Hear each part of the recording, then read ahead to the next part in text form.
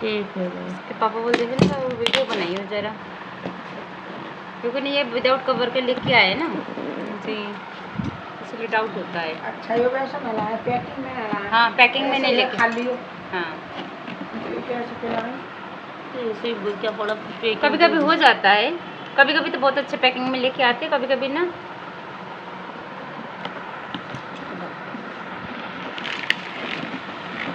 नहीं बहुत होते हैं। एक बार हमारा ख़राब आया था, हम लोगों ने नहीं तो नहीं हाँ उल्टा कर दिया लगता ये सूट रहेगा। पूरा से डायरेक्ट ऐसे खींचो खींचो, पैकिंग में तो बढ़ हाँ गया। हाँ उल्टा सीधा करो, हाँ ऐसे होता है ना। हाँ तभी तो मैं कह रही हूँ ना, मुझे ना डाउट लग रहा था कि देखो हाँ खुद टूटा हुआ लेके आया ना, तभी तो मुझे डाउट लग रहा था, क्योंकि आवाज़ आ रही थी फटड़ फटड़ के।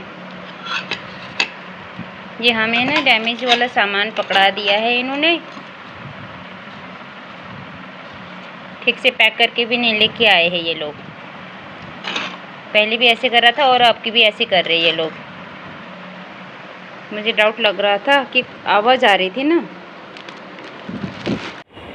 एक अग्रणी वाणिज्यिक कंपनी जो कि विदेशी है और दुनिया में जानी पहचानी है, उसकी नाकामी, निकम्मापन और केवल थोड़े से लालच की वजह से ग्राहकों का सामान टूटने में से दिल टूट रहा है और बेचारे व्यापारी जो उन्हें ऊंची कमीशन देते हैं उनके सामान का नुकसान हो रहा है।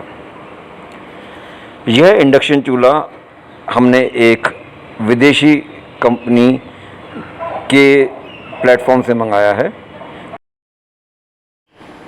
अब होता क्या है, इस कंपनी ने अपने कर्मचारियों से कह रखा है कि आपको यह चूल्हा ग्राहक को पहुंचाना है जो कि दूसरे शहर में है, 50, 60, 70 किलोमीटर दूर। उसे आप मोटरसाइकिल में बक्से के अंदर जो झोला होता है इनका बड़ा वाला, उसके अंदर डालकर पहुंचाएंगे। तो वह लोग किसी तरह से इसे ठूस कर लेकर आते हैं और यकीन मानिए यह तो स्वाभाविक है कि यह रास्ते में टूटेगा ही टूटेगा। अब अगर यह कंपनी कोई ऐसा तरीका निकाले कि यह जो टूटने वाली चीज़ हैं, नाजुक चीज़ें हैं, इन्हें किसी कार, बस या किसी और वाहन के द्वारा भेजा जाए तो यह नुकसान किसी का ना हो।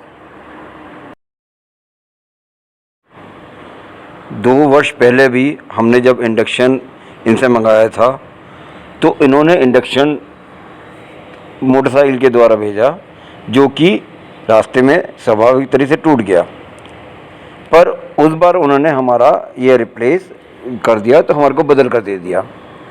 इस बार क्या कह रहे हैं कि अब हम इसे नहीं कर सकते।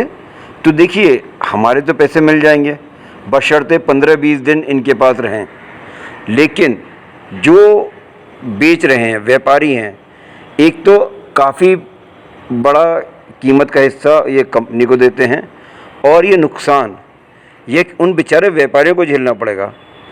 और वह किस लिए? केवल और केवल इसलिए कि वह कंपनी यह सुनिश्चित नहीं कर सकती कि जो सामान नाजुक जा रहा है वह सलीके से सही सलामत पहुंच जाए। अब इसकी जिम्मेदारी कौन लेगा? इसका नुकसान की भरपाई कौन करेगा?